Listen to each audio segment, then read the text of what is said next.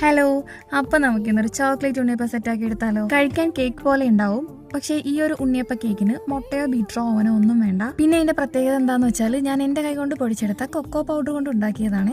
അപ്പോൾ ഒരു ഗ്ലാസ് ചെറിയ ചൂടുള്ള പാലില് 1/2 കപ്പ് ഓയിൽ അല്ലെങ്കിൽ ബട്ടർ മെൽറ്റ് ചെയ്തത്, 1/2 കപ്പ് പഞ്ചസാര, 1 സ്പൂൺ വിനീഗർ. ഇനി ഇത് നിങ്ങൾ അടിപൊളിയായിട്ട് അങ്ങോട്ട് മിക്സ് ചെയ്തെടുക്കണേ. ഇത് നല്ലൊരു മിക്സ് ആയതിനു ശേഷം 1 കപ്പ് മൈദപ്പൊടി, 1/4 cup cocoa powder, 1 teaspoon baking powder, 1/2 teaspoon baking സോഡയും കൂടെ ഇട്ടിട്ട് ഒന്ന് മിക്സ് ചെയ്തെടുക്കണേ. ഇത് ഓവർ മിക്സ് ചെയ്യാൻ പാടില്ല എന്നാണ് നമ്മുടെ സുഫൈന താത്ത പറഞ്ഞിട്ടുള്ളത്. കുറച്ചുകൂടെ വലിയൊരു ബൗൾ എടുക്കുന്നതായിരിക്കും നല്ലത്, അല്ലെങ്കിൽ ഇതുപോലെ ചാടിപ്പോവും. Homemade cocoa powder add ചെയ്തുകൊണ്ട് തന്നെ ഞാൻ നോർമൽ കൊക്കോ പൗഡറും കൂടെ ആഡ് ചെയ്തിട്ടുണ്ട്. കൊക്കോ പൗഡർ ടോട്ടൽ 1/4 കപ്പ് എടുത്താൽ മതി. ഇനി നമുക്കിത് ഉണ്ണിയപ്പ ചട്ടിയിലിട്ട് കുക്ക് ചെയ്തെടുക്കാം. സാധാ ഉണ്ണിയപ്പ പനിയാരത്തിലോട്ടും ചെയ്തെടുക്കാം. എണ്ണ തൂവി കൊടുത്താൽ മാത്രം മതി. ഇത് ഒഴിച്ചതിന് ശേഷം മാത്രം സ്റ്റൗ ഓൺ ചെയ്യണേ. ലോ ഫ്ലെയിമിൽ ഇട്ടിട്ട് കുക്ക് ചെയ്തെടുക്കണം. 2 ഭാഗവും ഈക്വൽ ടൈം എടുത്ത് തന്നെ കുക്ക് ചെയ്യണം. ബാറ്റർ ഒഴിക്കുന്ന ടൈമിൽ ചോക്കോ ചിപ്പ് അല്ലെങ്കിൽ ചോക്ലേറ്റ് ഇതിൽ വെച്ചിട്ടുണ്ടെങ്കിൽ കഴിക്കുന്ന ടൈമിൽ നമുക്കൊരു ബൈറ്റ് കിട്ടുവേ ചോക്ലേറ്റിന്റെ. ഇത് നമുക്ക് ചൂടോടെ കഴിക്കാം, തണുത്തിട്ട് കഴിക്കാം, ഫ്രിഡ്ജിൽ വെച്ച് പിറ്റേന്നെടുത്ത് കഴിക്കാം. അപ്പം ഞാൻ രണ്ടും ട്രൈ ചെയ്തിട്ടുണ്ടായിരുന്നു. പിന്നെ അതിന്റെ മേലിൽ ഞാൻ ചോക്ലേറ്റ് മെൽറ്റ് ചെയ്ത് വെച്ചിട്ടുണ്ടായിരുന്നേ. കഴിക്കുമ്പോൾ ഒരു കേക്കിന്റെ ഒക്കെ ടേസ്റ്റും സോഫ്റ്റ്നെസ്സും ആണ്.